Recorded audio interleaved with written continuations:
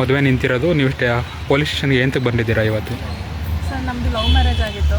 ಏನು ನಿಮ್ಮ ಹೆಸರು? ಯಾವ ಊರು ನಿಮ್ಮ? ಲೇಪಾಕ್ಷಿ. ನನ್ನ ಹಸ್ಬೆಂಡ್ ಹೆಸರು ಹರೀಶ್ ಪ್ರಸಾದ್. ಹುಡುಗಿ ಹೆಸರು ಬಂದು ಪುಣ್ಯಶ್ರೀ. ಸೊ ನನಗೆ ಇನ್ಫಾರ್ಮೇಷನ್ ಇಲ್ಲದೇ ನನಗಿನ್ನೂ ಡಿವೋರ್ಸ್ ಕೊಡ್ದೇನೆ ಬಂದು ಇಲ್ಲಿ ಸೆಕೆಂಡ್ ಮ್ಯಾರೇಜ್ ಆಗ್ತಾಯಿದ್ರು. ನಾವು ಹೋಗಿ ನಿಲ್ಲಿಸಿ ಇವಾಗ ಪೊಲೀಸ್ ಸ್ಟೇಷನ್ಗೆ ಬಂದಿದ್ದೀವಿ. ಅಮೃತೂರು ಪೊಲೀಸ್ ಸ್ಟೇಷನ್ಗೆ ಬಂದಿದ್ದೀವಿ. ಎಲ್ಲಿ ಮದುವೆ ಮಾಡ್ಕೊತಾ ಇದ್ರು? ಯಡಿಯೂರಲ್ಲಿ SLM ಕನ್ವೆನ್ಷನ್ ಹಾಲಲ್ಲಿ. ನಿಮಗೆ ಗೊತ್ತಿರಲಿಲ್ವಾ ಮದುವೆ ಆಗ್ತಾ ಇರೋದು?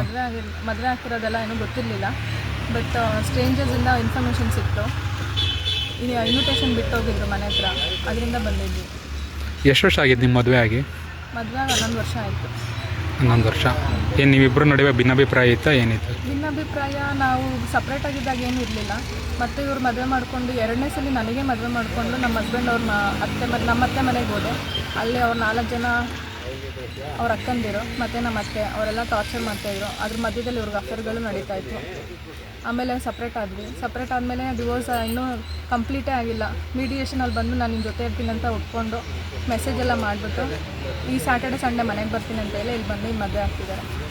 ಒಟ್ಟಾರೆಯಾಗಿ ಮದುವೆ ಆಗ್ತಿರೋದೇ ನಿಮಗೆ ಗೊತ್ತಿಲ್ಲ, ನಿಮ್ಮ ಗಮನಕ್ಕೆ ತಂದಿಲ್ಲ. ಎಷ್ಟು ವರ್ಷ ಆಗಿತ್ತಮ್ಮ ಮದುವೆ ಆಗಿ ನಿಮಗೆ?